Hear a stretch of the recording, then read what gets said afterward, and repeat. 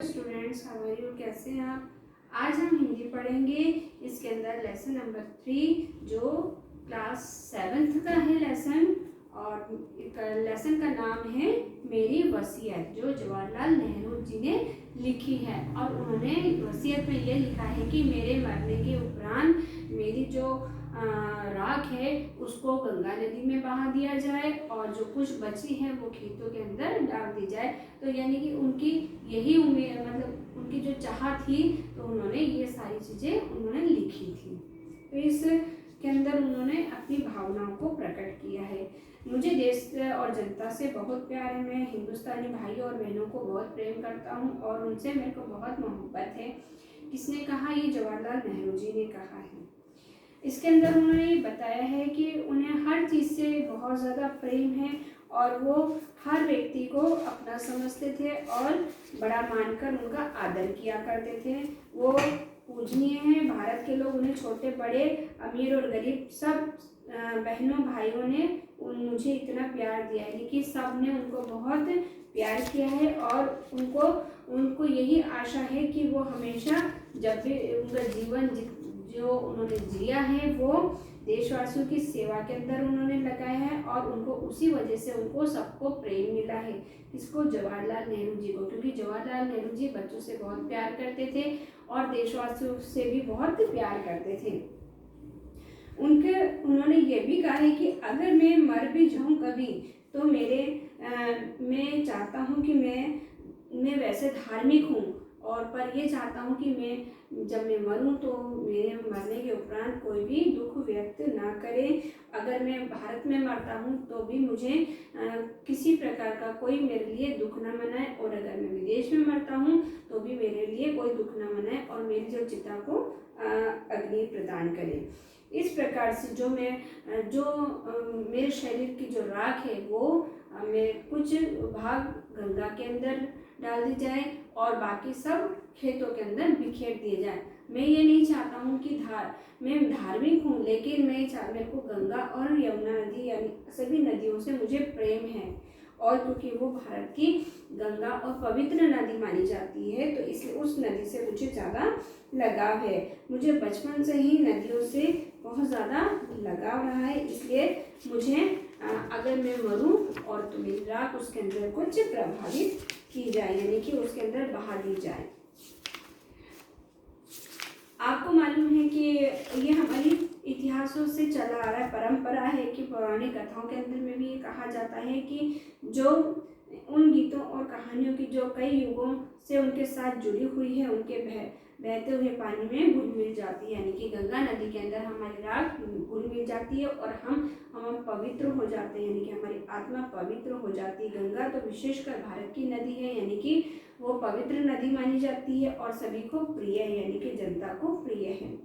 उससे लिपटती हुई भारत की जाति, स्मृति, आशाएं, भय और विजय गान आदि विजय पराजय गंगा को भारत की प्राचीन सभ्यता का प्रतीक रही है, निशानी रही है। सदा बदलती है, सदा बहती है, और वही गंगा वही मुझे याद दिलाती है कि हिमालय की बर्फ से ढकी चोटियों की और गहरी घाटियों की, जिससे मुझे मोहब्बत रही है, उसके नीचे उपजाऊ और दूर दूर तक फैले मैदानों को जहाँ काम करते मेरी जिंदगी गुजरी है। यानी कि जवाहरलाल नेहरू जी कहते हैं कि इस धरती के अंदर मैंने जो काम किया है, इस जो दूर दूर तक फैले मैदान हैं, वो सब क्या है? मेरी मेहनत का फल है। मैंने भी इस धरती पर मेहनत की है और इसको उपजाऊ बनाया है। शाम के समय में उदास कालीन सी चादर ओढ़े हुए भेद भरी जाड़ों से सिमटे हुए आहिस्ता आहिस्ता बहती सुंदर धारा और बरसात में दौड़ते हुए समुद्र की तरह चौड़ा सीना लिए और सागर को बर्बाद करने की शक्ति लिए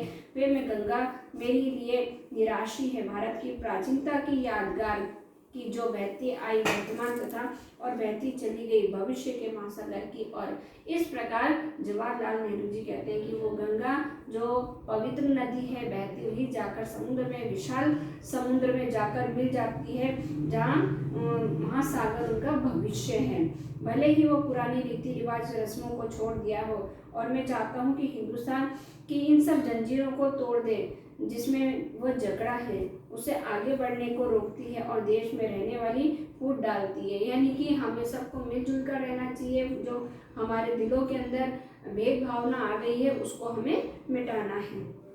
फिर भी मैं यह नहीं चाहता हूँ कि अपनी पुरानी बातों को बिल्कुल अलग कर दूँ।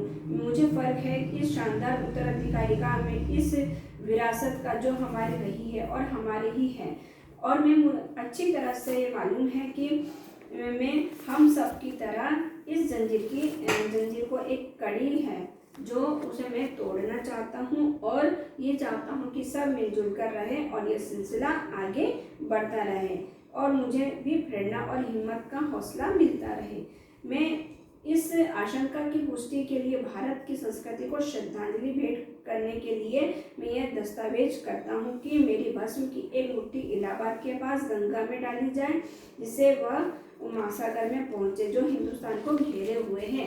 इस प्रकार से जवाहरलाल नेहरू जी ने कहा है उनकी वसीयत के अंदर कि अगर वो मर जाते हैं और उन मरने के उपरांत उनकी जो राख है, शरीर की जो राख है, उसको गंगा के अंदर मिलाया जाए जहाँ पे इलाहाबाद है।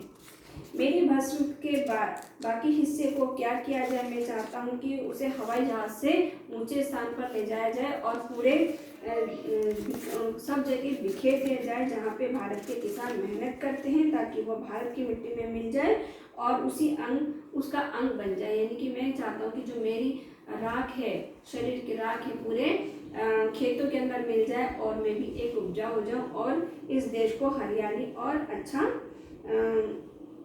उपजाऊ बना सकूं। तो ये उन्होंने अपनी वसीयत के अंदर लिखा था जवाहरलाल नेहरू जी ने।